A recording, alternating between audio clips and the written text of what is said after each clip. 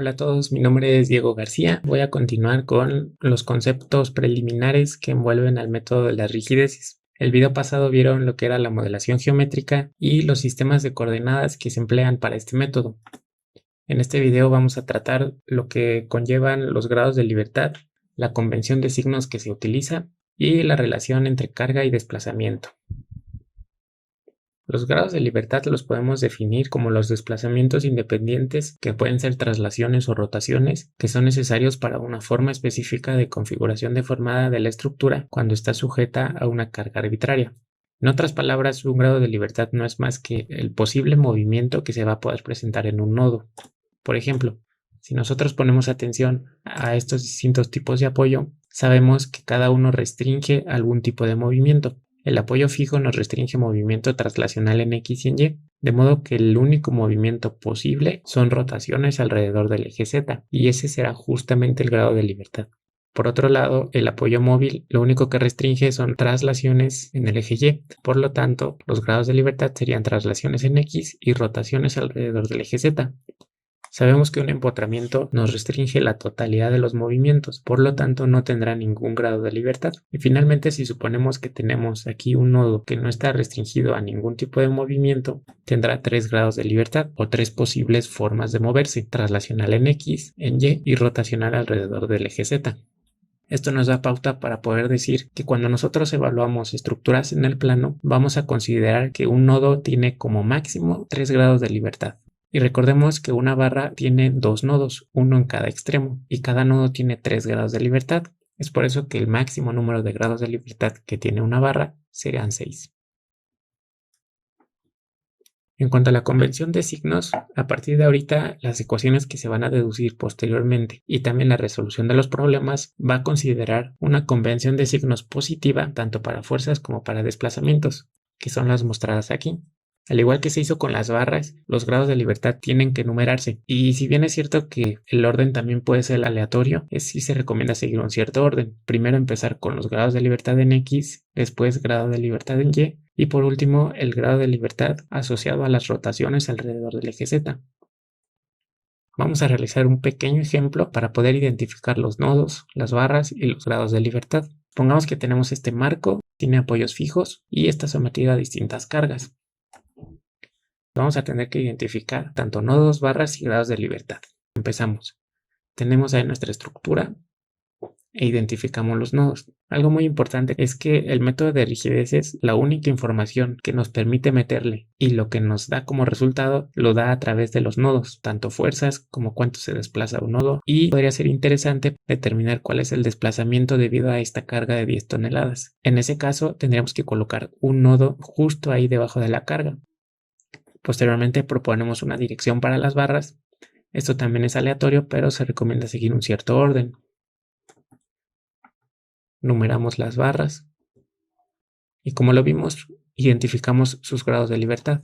Los apoyos fijos tienen movimientos posibles en rotaciones alrededor del eje Z, y los nodos superiores sí pueden moverse en cualquiera de los grados de libertad.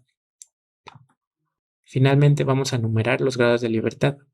Entonces fíjense que este no tiene ninguna traslacional en X ni en Y, que es lo que se recomienda empezar. Entonces empezamos con rotacional. Sin embargo, este sí tiene los 3 grados de libertad, entonces comenzamos numerando traslacional en X, luego en Y y al final el rotacional. Nos seguimos con otro nodo, traslacional en X, luego en y por último traslacional. Y finalmente el último. Aquí me gustaría adelantarles que, como podemos observar, el máximo número de grados de libertad que tiene esta estructura es de 8. Después vamos a trabajar con una matriz que se llama matriz de rigideces de la estructura, cuyo orden va a ser igual al número de grados de libertad que tengamos. Aquí ya podemos ver que para esta estructura relativamente sencilla ya vamos a trabajar con una matriz de 8 por 8. Es por eso que las computadoras toman mucha importancia, porque nos facilitan la resolución de estos problemas. Imagínense una armadura o un marco de 20 pisos, cuántos grados de libertad vamos a tener y por lo tanto de qué orden va a ser la matriz asociada a esa estructura. Algunos casos particulares que podemos notar es que, por ejemplo, para vigas continuas lo que vamos a tener generalmente son nada más 2 grados de libertad, porque siempre existen restricciones en sus apoyos y sabemos que las vigas están sometidas principalmente a cargas perpendiculares a su eje longitudinal. Esto quiere decir que no se tienen fuerzas axiales importantes. Para armaduras planas, es bien importante recordar que una suposición que se hace es que en sus nodos tienen articulaciones sin fricción. El hecho de que supongamos esto quiere decir que no se van a presentar momentos, y si no hay momentos, por lo tanto no van a haber giros. Entonces en las armaduras basta con considerar únicamente grados de libertad traslacionales en X y en Y. Y para marcos planos, pues ahí regularmente sí hay que considerar todos los grados de libertad, porque los nodos que no están restringidos sí tienen la posibilidad de moverse en las tres direcciones. Pasamos a la relación entre la fuerza y el desplazamiento. Para eso es importante recordar curva esfuerzo de formación. En esta curva nosotros podemos obtener algo que se llaman propiedades índice. Y fíjense que únicamente estamos dibujando aquí la rama elástico lineal de cada uno de los materiales. Esto debido a que todo lo que veamos aquí respecto al método es válido únicamente para un comportamiento elástico lineal. Podemos observar que a mayor módulo de elasticidad, esta pendiente va a crecer y por lo tanto, ante una carga aplicada en ese material, se van a tener deformaciones pequeñas o más grandes. De modo que a mayor módulo de elasticidad, el material será capaz de aceptar mayores niveles de esfuerzo sin deformarse tanto. El módulo de elasticidad es solamente uno de los parámetros que nos ayudan a definir la rigidez. Y aquí es bien importante diferenciar la rigidez de la resistencia. Entonces, la rigidez la podemos definir como la capacidad que tiene un material para oponerse a las deformaciones. Vamos a hacer un ejemplo para encontrar cuál es la rigidez de un elemento que está sometido a carga axial. Posteriormente vamos a analizar otros fenómenos como son flexión y fuerza cortante. Supongamos que tenemos una estructura, puede ser una barra, puede ser una columna, que está empotrada en su base y tiene una longitud inicial. También va a tener una sección transversal definida por su área y va a estar hecha de un material. El material nos va a dar la propiedad del módulo de elasticidad. Si a esa estructura nosotros le aplicamos una carga axial, entonces vamos a provocar un desplazamiento que va a ser igual en toda la circunferencia. Si nosotros recordamos de la ley de Hooke, considerando comportamiento elástico lineal, podemos recordar que el esfuerzo es igual a la carga repartida en un área y la deformación unitaria es igual a este desplazamiento dividido entre la longitud inicial. Si nosotros sustituimos estos dos parámetros en la ley de Hooke, obtenemos esta ecuación de acá. Y si de ahí despejamos la carga, vamos a obtener esta expresión.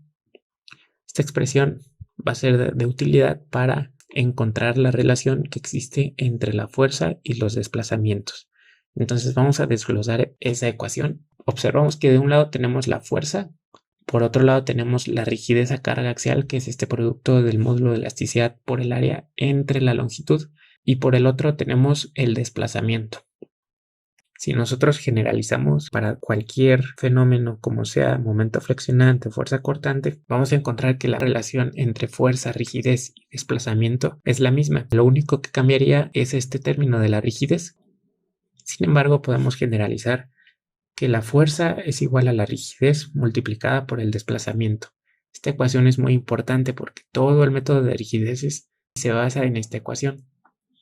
Las unidades comunes para la fuerza pues tenemos kilos. Para la rigidez vean que es una unidad de fuerza dividido entre una unidad de longitud. Y bueno, el desplazamiento es unidad de longitud. Ahora imaginemos que consideramos un desplazamiento unitario. ¿Qué significa? Que vamos a considerar, dependiendo de las unidades que estemos manejando, que el desplazamiento tiene una magnitud de 1, sea 1 metro, o sea 1 centímetro, o sea 1 milímetro. Entonces la ecuación nos va a quedar así, que la fuerza es igual a la rigidez por 1. Si analizamos un poquito esta ecuación, vamos a poder determinar otra definición de rigidez que nos va a ser de mucha ayuda para determinar algo que posteriormente le llamaremos matriz de rigideces.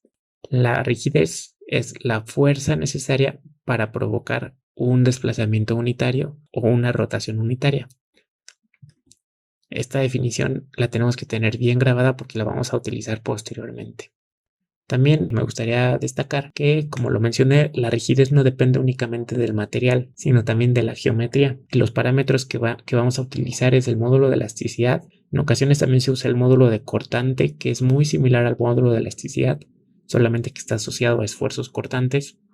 Y en cuanto a la geometría, vamos a incluir parámetros como el área, el momento de inercia y la longitud de los elementos. Después vamos a ver cómo vamos a determinar la rigidez en todos los sentidos que va a tener una barra.